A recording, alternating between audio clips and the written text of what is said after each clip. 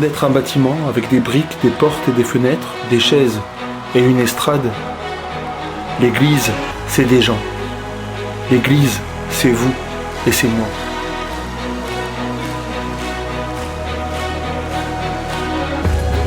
Avec nos familles et notre quotidien.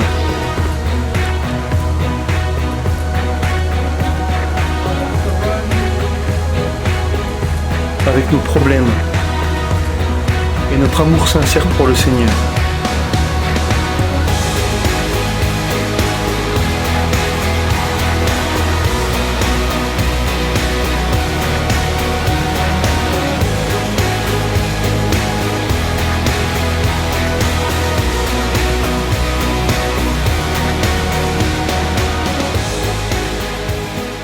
Voilà, je vous remercie chacun d'entre vous pour votre présence. Les enfants, évidemment, Joseph et Paul, Abel et Julia, qui vous êtes obligés un peu de me subir et vous êtes venus pour me donner un coup de main, mais aussi pour supporter mon caractère. Et un merci tout spécial à Dominique aussi, parce que toi, t'es pas obligé de supporter mon caractère. Tu étais venu volontairement. Dominique, est-ce que tu prierais pour nous? Est-ce qu'on peut prier ensemble pour l'Assemblée? Vous savez, parce qu'on est là et tous ensemble, on peut prier pour tous les gens de l'Église, demander au Seigneur de les bénir. Et si Dominique, tu veux bien nous conduire dans la prière? Bien sûr. Seigneur Jésus, vraiment, tu vois cette situation que nous vivons actuellement. Seigneur, tu vois les cris, tu vois les pleurs, certainement. Tu vois cette situation difficile. Et Seigneur, tu es le même Dieu. Tu es le Dieu puissant, tu es le Dieu vivant. Et Seigneur, tu réponds aux prières de tes enfants. Et je sais que dans ton cœur, tu demandes que la réunification de tous, vraiment la réunion de tous. Mais Seigneur mon Dieu, vraiment je te bénis, je te loue parce que tu es le Dieu vivant. Tu es Jésus, le roi des rois. Que tu bénisses ta parole, que tu bénisses notre pasteur Pierre, Seigneur mon Dieu, pour cette prédication, et que tu bénisses vraiment tous ceux qui écoutent cette parole. Que ça nous touche profondément, à l'intérieur, dans notre cœur. Seigneur, montre-nous la voie, Seigneur mon Dieu, de la vérité. Montre-nous la voie également de comment prier. Comment crier vers toi, comment te parler. Seigneur, sois glorifié en toutes choses dans le nom de Jésus-Christ. Sois béni, loué et glorifié. Amen. Amen. Ok. Alors, vous savez que pour le moment, on a commencé une série de messages sur les petits prophètes de la Bible. Je me suis posé la question sur lequel des 12 petits prophètes je pouvais parler pour le message d'aujourd'hui. Et le nom du prophète Joël m'est venu à l'esprit parce que j'avais déjà donné un cours sur lui au CFM, sur le livre du prophète Joël, et puis surtout parce que vous savez qu'on a fêté l'Ascension il y a quelques semaines, et puis là on se dirige vers une autre fête, c'est la fête de la Pentecôte. Et entre l'Ascension et la Pentecôte, on a toute une période d'attente. Une période d'attente où Jésus dit à ses disciples « Restez à Jérusalem, attendez ce que le Père vous a promis, attendez de recevoir le Saint-Esprit. » Et quand le Saint-Esprit va venir sur les disciples le jour de la Pentecôte, eh bien Pierre va se rappeler les paroles du prophète Joël. C'est pour ça que j'ai choisi de parler de Joël aujourd'hui, parce qu'on est dans cette période d'attente. On attend la promesse de Dieu, et Joël a un message qui nous permet de garder l'espérance durant notre période d'attente. L'un de mes livres préférés dans la Bible, peut-être même mon préféré, c'est le livre de l'Ecclésiaste. Et dans le livre de l'Ecclésiaste, il est dit qu'il y a un temps pour tout. Un temps pour naître et un temps pour mourir. Un temps pour planter et un temps pour arracher ce qui a été planté. Un temps pour tuer et un temps pour guérir. Un temps pour démolir et un temps pour construire. Un temps pour pleurer et un temps pour rire. Un temps pour se lamenter et un temps pour danser, et ainsi de suite. Et Salomon, dans le livre de l'Ecclésiaste, au chapitre 3, il explique que dans nos vies, eh bien, on va vivre différentes saisons, différents moments, différents temps. Mais il conclut toute cette description en disant « Dieu fait toutes choses belles au moment voulu ». Dieu fait toutes choses belles au moment voulu. Ça veut dire que tout ce que Dieu fait est merveilleux, tout ce qu'il fait est bon, mais ça veut dire aussi que Dieu rend toutes choses belles, même nos épreuves, même nos saisons les plus difficiles, même nos temps d'épreuve. Dieu est capable d'en faire quelque chose de beau. Et donc cette idée qu'il y a un temps pour tout, ça nous montre qu'on va devoir traverser des moments de deuil et des épreuves pour pouvoir entrer dans des saisons nouvelles. Les 12 prophètes et puis tous les autres prophètes de la Bible, ils ont accompagné le peuple de Dieu dans toutes les épreuves de leur histoire. Joël s'adresse au peuple de Juda, dans le sud d'Israël, à une époque et dans un contexte donné. Mais en même temps, le prophète Joël nous rappelle qu'à travers toutes les saisons et tous les bouleversements de nos vies, à travers nos moments de désespoir et d'incompréhension, Dieu est toujours là. Alors on va regarder ensemble ce livre du prophète Joël. Alors voilà comment commence le livre de Joël. La parole de l'Éternel qui fut adressée à Joël, fils de Pétuel. En réalité, on sait très très peu de choses sur le prophète Joël. Donc on ne sait pas à quelle date Joël a écrit cette prophétie. Donc vous voyez, il y a plusieurs événements qui vont être des événements charnières dans l'histoire du peuple d'Israël. Donc le premier événement, c'est la division du royaume d'Israël entre les tribus d'Israël au nord et Juda au sud, les ministères d'Élie et d'Élisée en Israël, le ministère de Joël en Juda. Vous voyez ? Alors ça pourrait être aux alentours de 835, de 635 ou de 510 avant Jésus-Christ. On ne sait pas très bien. Idem pour la rédaction de son livre. Donc peut-être qu'il est un contemporain de Élie et de Élisée, peut-être qu'il arrive plus tard, juste avant l'exil, ou peut-être qu'il arrive après, juste après l'exil en fait. Donc il y a plusieurs possibilités pour le livre de Joël. Chacun peut avoir sa petite opinion, mais en tout cas, les commentateurs ne sont pas tout à fait d'accord là-dessus. Le message de Joël, même s'il a été donné à un moment bien précis, il a quelque chose d'intemporel. Il est bon pour tous ses lecteurs, pour le peuple d'Israël, et il est bon pour nous aussi aujourd'hui. Et le point de départ de la prophétie de Joël, c'est une invasion de sauterelles. En fait, Joël commence par décrire les ravages qui ont été les résultats d'une invasion de sauterelles. Écoutez, dit Joël, prêtez l'oreille, racontez-le à vos enfants. Ce qu'a laissé le vol de sauterelles, d'autres sauterelles l'ont dévoré. Ce que les sauterelles ont laissé, les criquets l'ont mangé. Ce que les criquets ont laissé, les grillons l'ont mangé. Et ensuite, Joël explique que ces sauterelles ont laissé la désolation derrière elles. Les champs sont dévastés, la terre est attristée, car les blés sont détruits, le vin nouveau est perdu, l'huile est desséchée. La vigne est desséchée, le figuier flétri. Tous les arbres des champs sont desséchés. La joie a cessé parmi les hommes. Il continue, « Prêtres, couvrez-vous de sacs et pleurez. Lamentez-vous, serviteurs de l'autel. Les offrandes végétales et liquides ont été retenues loin de la maison de votre Dieu. Proclamez un jeûne, une assemblée solennelle. Rassemblez les anciens, tous les habitants du pays, dans la maison de l'Éternel, votre Dieu, et criez à l'Éternel. » On voit que pour commencer, il y a le temps de la prise de conscience des dégâts. C'est une première clé pour traverser les saisons d'épreuves, de souffrance ou d'incompréhension dans nos vies. Prendre conscience de l'étendue des dégâts. C'est un temps pour pleurer, pour se lamenter, pour jeûner et pour crier à Dieu. Et ça me rappelle ces paroles de l'Apocalypse. Tu dis, je suis riche, je me suis enrichi et je n'ai besoin de rien, et tu ne sais pas que tu es malheureux, misérable, pauvre, aveugle et nu.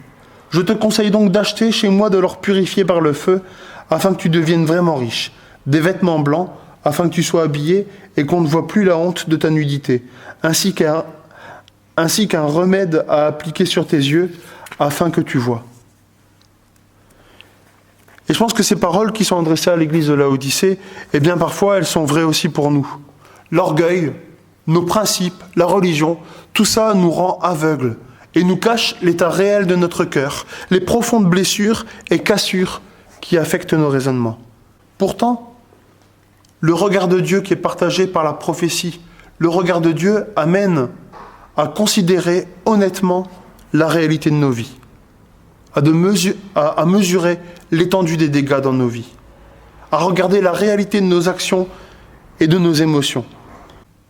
Alors ce premier temps dont parle Joël avec l'image des sauterelles, ce n'est pas le temps de la victoire, mais c'est plutôt le temps des larmes. Mais pour chaque temps, pour chaque saison dans nos vies, il y a une promesse de Dieu. Toute cette première partie amène une prise de conscience bouleversante. Des épreuves qui ressemblent à un déferlement de malédictions sont en fait les ingrédients d'une manifestation glorieuse de Dieu. Ce que Joël appelle le jour de l'Éternel. Joël dit que les offrandes ont disparu, comme si elles avaient été retenues loin de la maison de Dieu. Et puisque les offrandes ne sont plus là, puisqu'on ne peut plus aller au temple et offrir des offrandes à Dieu, eh bien c'est avec des cris qu'on va s'adresser au Seigneur. Et Dieu promet d'être là dès le moment où on se tourne vers lui, dès le moment où on a besoin de lui, dès le moment où on revient à lui. Il est là. Et Joël le décrit d'une manière très touchante. Donc il y a les cris du peuple, et il y a les cris du prophète, et Dieu répond avec son cri à lui, le cri de son cœur. « Revenez à moi de tout votre cœur ». Et on voit Dieu comme le père de la parabole qui guette le retour du fils prodigue. Comme si Dieu disait « Reviens, je t'en supplie, je te vois au milieu de tes problèmes, je te vois submergé, reviens à moi, je suis là et je t'attends ». Et ça me rappelle une histoire que le prêtre Guy Gilbert a racontée un jour dans un sermon. Il parlait d'un jeune qu'il appelle Jean et qui avait commis qui avait fait des choses terribles et qui avait mis toute sa famille dans les problèmes, dans les difficultés, au point où son père lui a dit « Écoute, Jean, fous le camp de la maison, je veux plus te voir ». Et donc il était parti. Et puis quelques temps après, il se dit j'ai vraiment mal agi avec mon père, il faut que je lui demande pardon, il faut que je retourne à la maison. Mais comme il ne savait pas s'il pouvait retourner chez lui, il a écrit une lettre pour son père en disant « Écoute papa, je te demande pardon pour ce que j'ai fait. Je voudrais vraiment revenir à la maison, mais je ne sais pas si tu es d'accord. Alors écoute, je ne te donne pas mon adresse, mais simplement, si jamais tu es d'accord que je revienne à la maison, accroche un foulard blanc au pommier qui est tout au bout de l'allée devant la maison. Et si tu accroches ce foulard blanc, je saurai que tu me pardonnes et que je peux rentrer. » Et puis, un certain temps après, Jean décide d'aller voir devant chez la maison de ses parents si le foulard blanc est là. Et comme il avait vraiment peur, il demande à un copain de l'accompagner. Et puis, il dit à son copain, écoute, quand on arrive près de la maison, je te laisse le volant et moi, je vais fermer les yeux. Et tu conduis jusque devant la maison et puis tu me dis s'il y a un foulard blanc. Moi, j'ai pas la force de le voir par moi-même. Et si jamais il n'y a pas de foulard, simplement tu continues et je saurai que je ne peux pas rentrer chez moi et ce sera fini. Je ne retournerai plus jamais à ma maison. Et puis, donc Jean, avec son ami, décide d'y aller. Et puis, ils ralentissent devant la maison. Jean laisse le volant à son ami. Et puis, quand ils arrivent, il dit écoute, dis-moi, est-ce qu'il y a un foulard blanc ? Et son ami lui dit écoute, non, je ne vois pas un foulard blanc, mais je vois des centaines de foulards blancs sur tous les pommiers, tout le long de l'allée. Et Jean a compris que son père l'avait pardonné, qu'il pouvait rentrer à la maison. Et je pense que cette anecdote, elle nous parle aussi de Dieu. Dans la parabole du fils prodigue, on nous dit que Dieu, il attend et il guette le retour de son fils. Il pourrait être fâché, il pourrait être offensé, mais non, il est là et le cri de son cœur, c'est « reviens ». Et je crois qu'aujourd'hui encore, pour chacun d'entre nous, le Seigneur nous guette. Peut-être que nous sommes dans une période d'attente et on attend que le Seigneur fasse quelque chose, qu'il agisse, qu'il nous libère, qu'il nous guérisse. Mais le Seigneur, lui aussi, nous attend. Il attend qu'on se tourne vers lui. Et c'est ça sa promesse. C'est que dès le moment où on se tourne vers lui, il est là. Il nous attend. Et Joël partage ces paroles de Dieu qui dit « Revenez à moi de tout votre cœur, avec des jeûnes, avec des pleurs et des lamentations. Ne faites pas du théâtre, ne faites pas des rites et des cérémonies, revenez à moi de manière authentique. Déchirez votre cœur et non vos habits. Et revenez à l'Éternel votre Dieu, car il fait grâce. Il est rempli de compassion, lent à la colère et riche en bonté. » Et je trouve que cette image, elle est vraiment forte.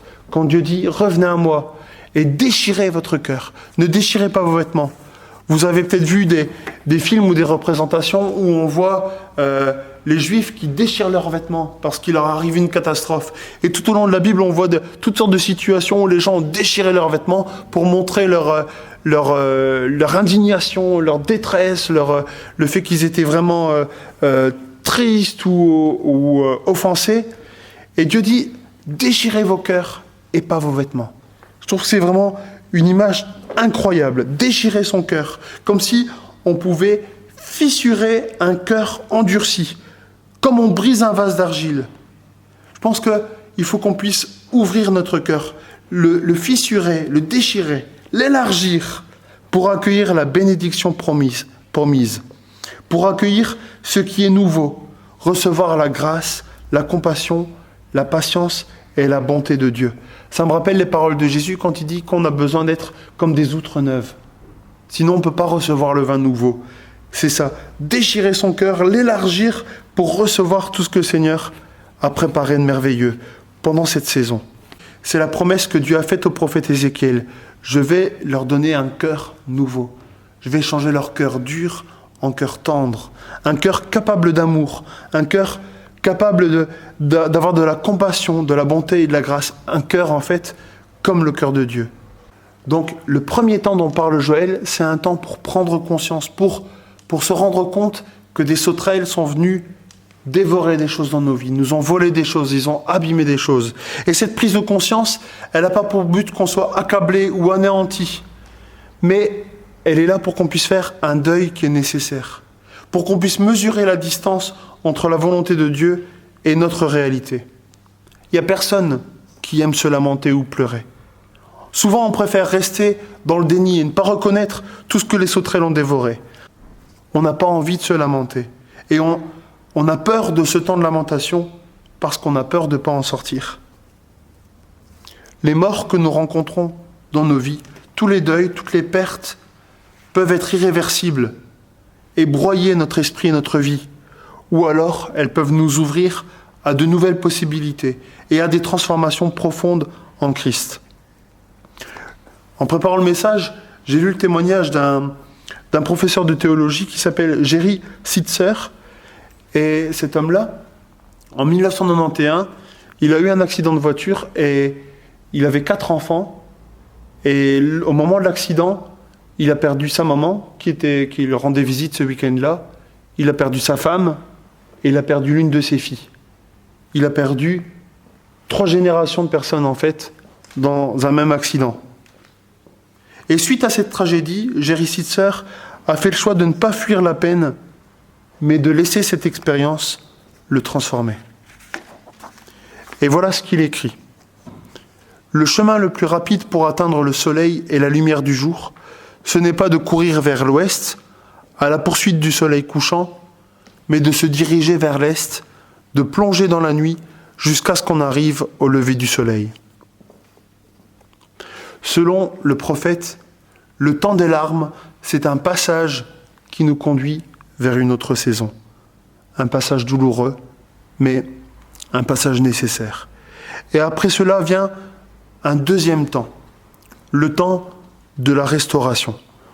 Et Joël prophétise que l'Éternel répond aux cris de son peuple. La semaine passée, Serge nous a expliqué que Dieu parle.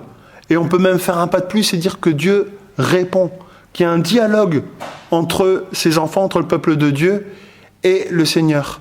En fait, nos actions, nos prières, elles touchent le cœur de Dieu. Quand on le rejette, quand on agit avec méchanceté, on peut attrister le Seigneur, on peut réellement l'affecter.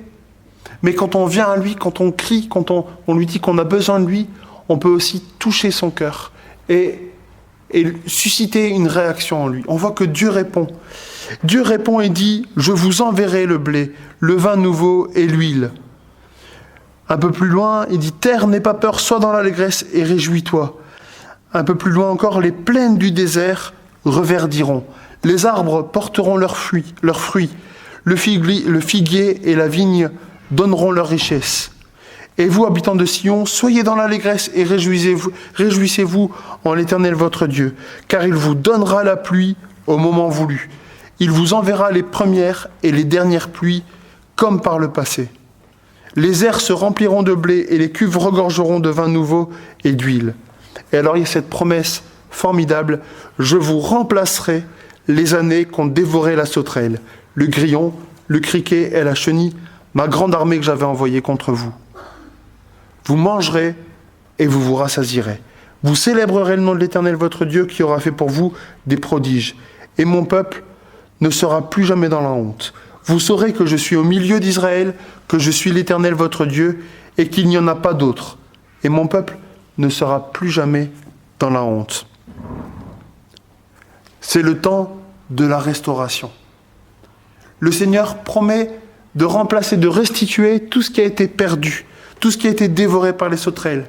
Ça nous rappelle aussi une autre promesse qui est dans le psaume 23, quand il est dit que le Seigneur restaure notre âme, que l'Éternel est notre berger qui restaure notre âme, il restaure nos émotions, il restaure nos décisions, il restaure notre volonté, il restaure nos rêves, tout ce qui est en nous. Alors, comme on l'a vu, parfois l'orgueil, nos principes et la religion, tout cela peut nous rendre aveugles et nous cacher l'état réel de notre cœur et la profondeur de nos blessures. Mais le regard de Dieu nous amène à accepter ces cassures et ces défaillances et à le laisser faire quelque chose avec ça. Dieu promet de transformer les endroits secs et dévastés de nos vies en quelque chose de verdoyant. Il nous promet qu'il est possible de porter du fruit à nouveau. Mais ce n'est pas le même fruit. Il y a eu une transformation.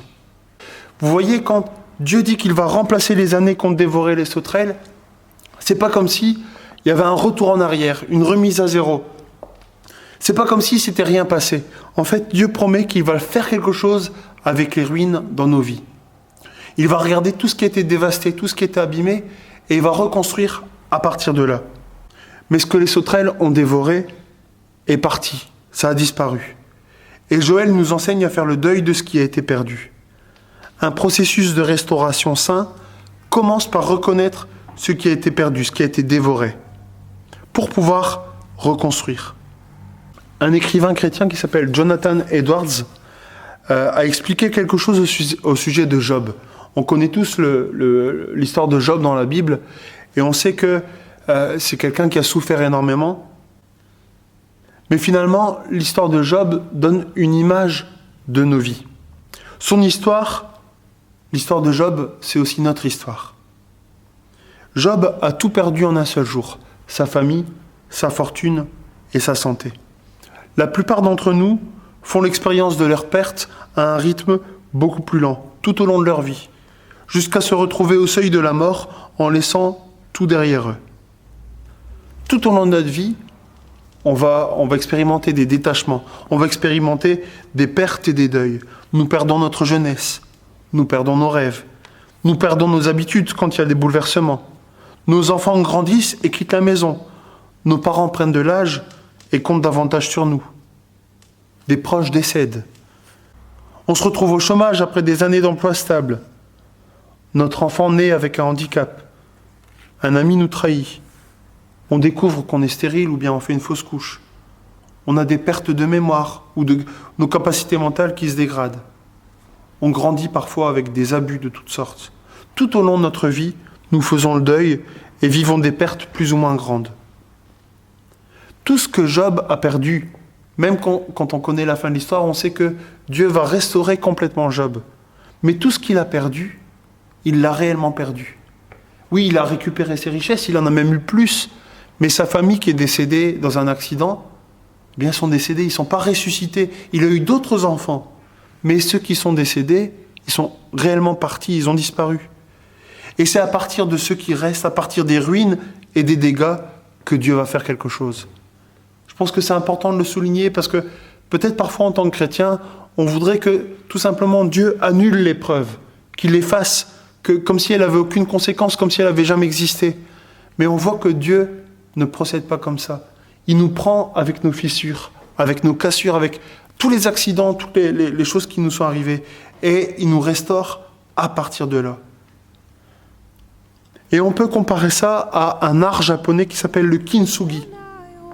En fait, c'est un art qui consiste à prendre un objet, un vase par exemple, qui a été brisé, un objet qui est bon pour la poubelle en fait, et plutôt que de le jeter ou de le recoller de manière à ce qu'on ne voit aucune fissure, eh bien en fait, ils vont utiliser de l'or pour recoller les différents morceaux de l'objet. Et en fait, cet objet, qui était un objet quelconque, et cassé en plus, devient une œuvre d'art tout à fait unique. C'est ce que le Seigneur fait avec nos vies. Il ne jette pas le vase pour en prendre un autre, un nouveau. Par un tour de magie, il n'efface pas les fissures, mais il fait quelque chose. Les fissures et les cicatrices sont toujours là, mais Dieu en fait quelque chose d'unique et de magnifique. Et Dieu agit ainsi parce qu'il utilise des hommes et des femmes brisés, avec un cœur brisé. Des hommes et des femmes qui sont humbles parce que justement ils ont traversé l'épreuve. La restauration prend souvent du temps et souvenez-vous que Jésus est un charpentier. Le charpentier, il crée des objets, mais il répare aussi.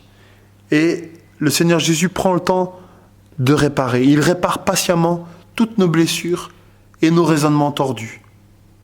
Et un auteur que j'aime beaucoup, Peter Scazzero, a écrit « Si je devais identifier mes plus grands péchés et erreurs de jugement dans ma marche avec Jésus, depuis ces 30 dernières années, ils se résumeraient tous à l'incapacité à s'attendre au Seigneur. » On veut souvent aller tellement vite, on veut garder les choses entre les mains, on veut trouver des solutions.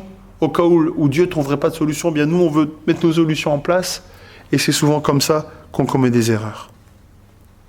Donc le temps de la restauration, c'est un temps qui peut durer, mais c'est un temps qui est nécessaire et important. Ensuite vient un troisième temps, le temps du renouvellement. On peut lire ensemble cette merveilleuse promesse du prophète Joël. « Je déverserai mon esprit sur toute chair. Vos fils et vos filles prophétiseront, vos vieillards auront des rêves ou des songes, et vos jeunes gens des visions. Même sur les serviteurs et les servantes, dans ces jours-là, je déverserai mon esprit. » Longtemps avant la Pentecôte, le prophète Joël voit l'effusion du Saint-Esprit qui est répandu, qui est déversé sur toute chair. Ça veut dire sur tous, sur les enfants qui vont se mettre à prophétiser. Annoncer les messages et le cœur de Dieu, ce n'est plus l'affaire de quelques héros, de quelques martyrs, de quelques prophètes. C'est plus un privilège de parler de la part de Dieu. C'est donné à tous. Le Saint-Esprit est répandu sur tous et même les enfants commencent à prophétiser. C'est toute une génération qui est renouvelée et qui parle de la part de Dieu. Et c'est plus qu'un événement que Joël annonce. C'est pas simplement la Pentecôte, mais c'est une manière nouvelle de vivre Dieu. Vous vous souvenez les paroles de l'apôtre Paul ? « Ce n'est plus moi qui vis, c'est Christ qui vit en moi. » C'est l'Éternel intimement présent au milieu de ses enfants, présent comme une flamme sur eux. C'est l'Éternel qui vient habiter en eux. La génération suivante prophétise et les vieillards recommencent à rêver. Et j'aime bien cette image. Les vieillards, les seniors, eh bien, ils ont bien le droit de se reposer. Mais quelque part, c'est un repos qui est actif. Parce que même dans leur repos, pendant qu'ils font la sieste, eh bien, le Seigneur vient leur parler. Il vient leur parler pour leur vie, pour leur famille, pour leur assemblée. Il vient leur communiquer des rêves. Les vieillards recommencent à rêver. Et les jeunes gens ont des visions. Ils voient l'œuvre de Dieu. Ils peuvent se lancer dans des projets conduits par Dieu. C'est plus qu'une restauration, c'est un renouvellement.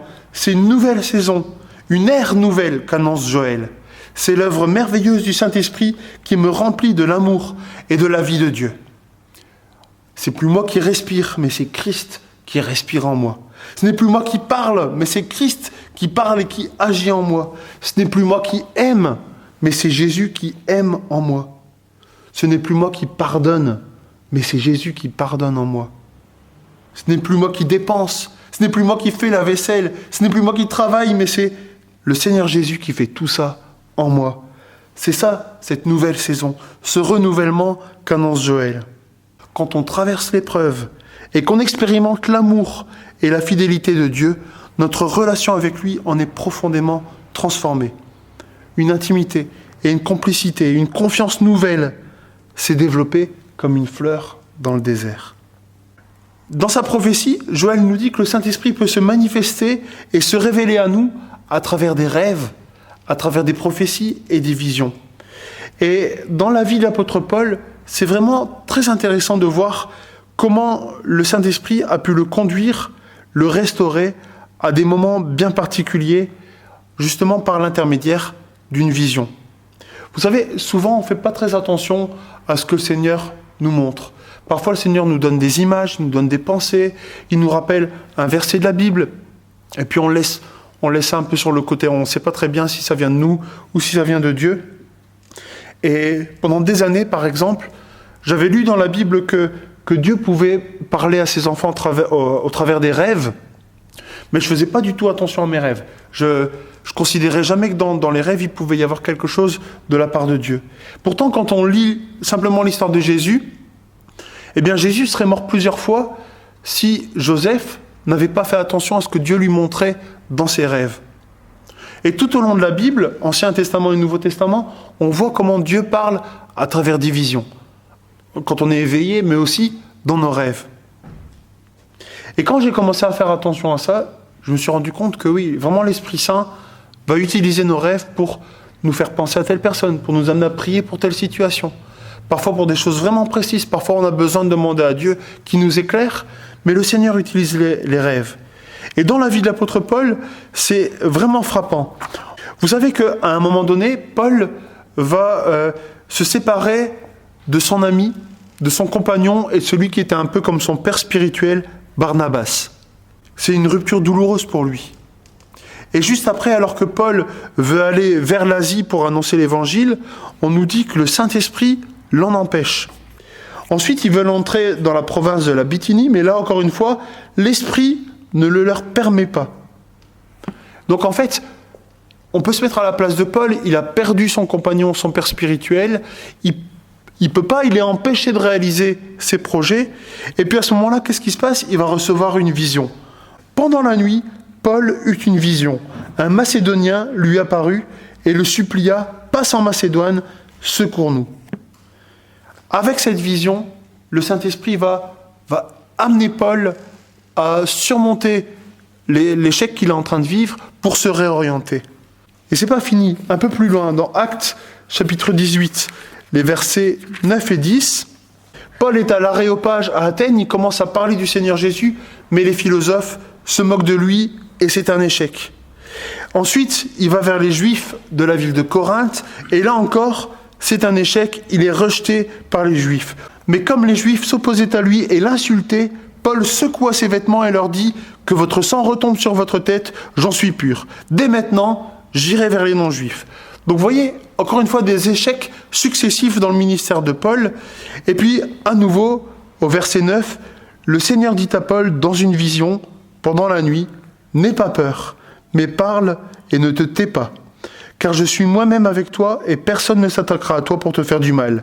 En effet, j'ai un peuple nombreux dans cette ville. » Et écoutez la suite. Paul s'établit 1 an et 6 mois enseignant la parole de Dieu parmi les Corinthiens. Donc à nouveau, Paul aurait pu tout laisser tomber, découragé après des échecs et après l'opposition, les moqueries et les insultes. Mais là, encore une fois, une vision vient et lui dit « N'aie pas peur ». Et encore une fois, c'est comme si le Saint-Esprit venait réorienter Paul. Dans Acte 23, Paul est désormais prisonnier à Jérusalem et sa tête est mise à prix. Et encore une fois, on voit le Saint-Esprit qui va lui apparaître. On est dans Acte 23, verset 11. La nuit suivante, le Seigneur apparut à Paul et dit « Prends courage, Paul. De même que tu as rendu témoignage de ce qui me concerne à Jérusalem, il faut aussi que tu rendes témoignage à Rome. » Encore une fois, le Saint-Esprit qui vient pour lui dire « N'aie pas peur, prends courage. » Et enfin, alors que Paul est en route pour Rome et qu'il est pris dans une tempête et que sa vie à nouveau est en danger, on est dans Actes chapitre 27. Paul explique qu'un ange lui est apparu durant la nuit et lui a dit « Paul, n'aie pas peur, il faut que tu comparaisses devant l'empereur et voici que Dieu t'accorde la vie de tous ceux qui naviguent avec toi. » Donc on voit comment l'Esprit vient diriger ses enfants, comment il les oriente, comment parfois il les réoriente. Là où il y a la déception de l'échec, le rejet, les obstacles, la menace, la tempête. Il faut reconnaître que faire la volonté de Dieu est une tâche difficile. Et l'Esprit vient nous encourager et nous inspirer pour y arriver. Quand on se sent bloqué, quand on se sent en danger, quand on se sent découragé, l'Esprit vient et il nous donne une direction nouvelle. Il y a un renouvellement. Et dans la dernière partie du livre de Joël, l'atmosphère change. Le prophète parle d'un temps pour le combat. Il y a un temps pour pleurer, il y a un temps pour restaurer, pour réparer, il y a un temps pour le renouvellement et il y a un temps pour le combat. Proclamez ceci parmi les nations, dit Joël. Préparez la guerre, réveillez les guerriers, qu'ils s'approchent, qu'ils montent, tous les hommes de guerre. Dépêchez-vous de venir, vous, toutes les nations environnantes, et rassemblez-vous. Que les nations se réveillent et montent vers la vallée de Josaphat, car c'est là que je siégerai pour juger toutes les nations environnantes. Oui, leur méchanceté est grande. Ce sont des foules dans la vallée du jugement, car le jour de l'Éternel est proche. De Sion, l'Éternel rugit. De Jérusalem, il fait entendre sa voix. Le ciel et la terre sont ébranlés, mais l'Éternel est un refuge pour son peuple, un abri pour les Israélites. Joël décrit les nations rassemblées dans la vallée de Josaphat. Dans d'autres traductions, on va lire la vallée du jugement, ou encore la vallée de la décision. Parce qu'en fait, littéralement, Josaphat, ça veut dire l'Éternel juge. Dans ce passage, le prophète Joël montre comment la méchanceté et l'opposition à Dieu, la haine envers Dieu, et l'opposition à tout ce que Dieu aime, que ce soit le peuple d'Israël, l'Église ou les chrétiens, les valeurs de Dieu, son amour, sa volonté, le respect pour les plus faibles, tout ce qui est important aux yeux de Dieu, eh bien, Joël montre comment, à un moment donné, ça peut atteindre un point culminant. Il y a comme une force de rébellion, de haine et d'égoïsme qui est plus grande que les gens et qui les conduit à se rassembler, à se mettre d'accord pour détruire tout ce qui compte aux yeux de Dieu. Alors, on peut trouver cette prophétie de Joël étrange, l'idée que des gens pleins de haine et de méchanceté se rassemblent pour faire la guerre à Dieu, pour faire la guerre au peuple de Dieu, parce qu'aujourd'hui, on a les droits de l'homme, on a toutes sortes de libertés, il y a des services d'entraide pour tout le monde, il y a la tolérance, et pourtant, dans de nombreux endroits du monde, en ce moment même, et dans les dernières décennies, on voit combien la méchanceté peut submerger des nations entières et prendre le contrôle des gens. On peut voir cette méchanceté atteindre des sommets encore jamais atteints, grâce aux armes, aux moyens de surveillance, à la technologie. Malgré le progrès et la prospérité, l'être humain est poussé vers cette vallée de la décision. Victor Frank, un survivant des camps de concentration, a écrit un livre qu'il a appelé « Découvrir le sens de nos vies ». Et cet homme qui a énormément souffert, mais il en arrive à cette conclusion. Notre génération est réaliste, car elle a appris à connaître l'être humain tel qu'il est vraiment. L'homme a inventé les chambres à gaz d'Auschwitz, mais c'est lui aussi qui est entré, la tête haute et la prière du Shema Israël aux lèvres. Pour Victor Frank, on est capable du meilleur et on est capable du pire. Le mal et la haine ont toujours existé. Mais Jésus lui-même a prophétisé qu'à la fin des temps, l'iniquité va grandir et l'amour du plus grand nombre se refroidir. Mais celui qui persévérera jusqu'à la fin sera sauvé, dit Jésus. Un serviteur de Dieu du XVIIe siècle qui s'appelle George Fox a reçu une prophétie, une vision. Et voilà comment il décrit cette vision. Il voyait un océan de ténèbres et de mort. Un océan de mal et de péché. Mais il voyait un océan infini de lumière et d'amour qui coulait sur l'océan de ténèbres. Et c'était l'océan de l'amour infini de Dieu. On ne doit pas se tromper sur ce qui se passe dans notre cœur de l'homme et dans la société. La puissance de la méchanceté, la puissance du péché, du rejet de Dieu est là comme un océan.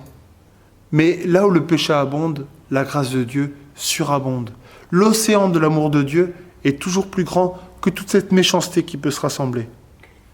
L'opposition de plus en plus radicale et obstinée contre Dieu amène les gens à cette vallée de Josaphat, la vallée de la décision ou la vallée du jugement.